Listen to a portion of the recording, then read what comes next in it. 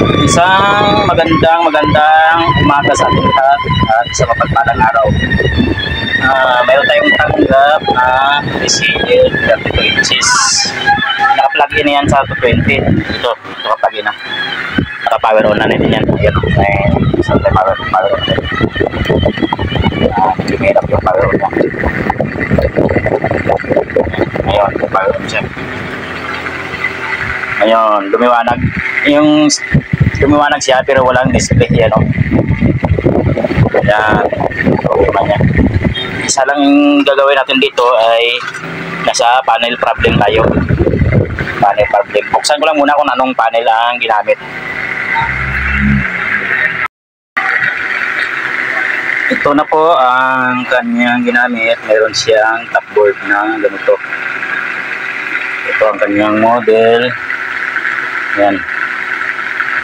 Yan, late 32 di 3,000.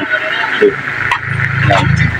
Ang gagawin natin dyan ay mag-voltage checking tayo kung meron tayong mga voltahe dyan. Kung bakit ayaw niya mag-display.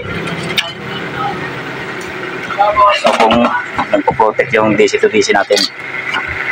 Yan, hanap na muna ako ng tester. Ito, yan.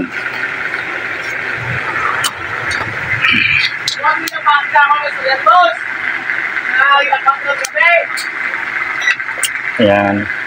Tapos ground tayo dito. Ito, power on. Yan. Tingnan natin kung meron tayong BN 12 volts dito. BN 12 volts.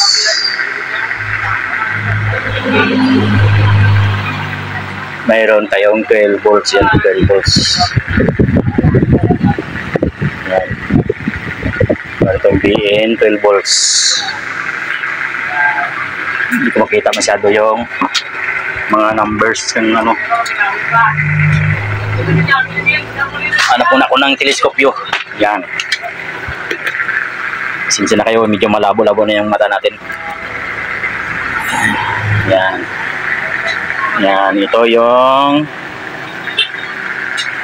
BGH Bcom, ito Bcom.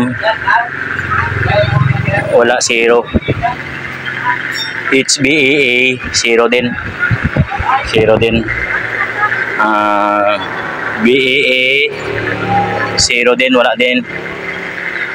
Ang ano ba, BGL wala din. Ibig sabihin nag-protect yung DC to DC natin.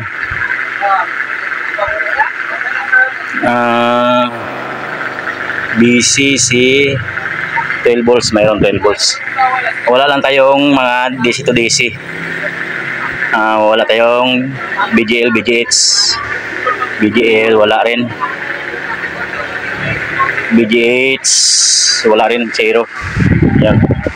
So, mamaya pakita ko lang sa inyo kung ano ang ginawa ko dito kasi nagpo-protect yung DC-DC natin. I-check ko lang muna ang mga SMD capacitor na ito. Kung may problema tayo dito, magkakating tayo dito, kabilaan nito. Yan, kabilaan yan. Mabuti naman kaya mayroon siyang mga ganito, madaling idugtong yan. Ito madaling idugtong. Dahil dito tayo sa gitna magkakat, ganyan. Pakita ko lang sa inyo mamaya pag ano, kung saan ako banda nagkat. Ito na po ang TV natin na TCL. Ang ginawa ko dito ay nagkat ako dito. Wala pa rin. Tapos dito nagkat ako sa kabila. Ayun, nagkaroon siya. Ang kinat natin di sa 2, 3, 4, 5, 6, 7, 8, 9 na ganyan yung kinat natin dyan.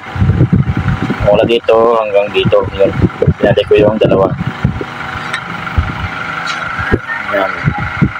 Tapos open yung Bcom natin is nasa 2 volts lang. Pangit yung picture.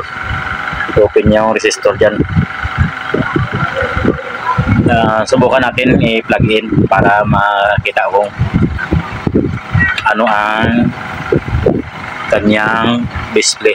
Ayan, may power on. Ayan. Ayan. Power on. Ayan. Tapos, kuha tayo ng tester, magsukat tayo ng voltage regulator, voltage supply sa DC to DC natin. Kanina wala siyang supply. Ngayon, magsukat tayo dito, magsukat tayo ng supply. Dito natin lagay para kita agad. BGH ito, meron na siyang 27 volts. BGL meron siyang negative 8. Bcom nasa 5.5 lang. HBAA 06 yan. Ang BAA natin is 15 volts yan. Maybe 15 volts tayo. At saka yung BDD 3.3 nasa 2.10 lang. Pero pasok pa rin yan. Pasok pa rin yan. Silipin lang natin ngayon yung display ko. Okay ba o pangit. Ayun ang display niya. Normal naman. Normal naman yung display niya.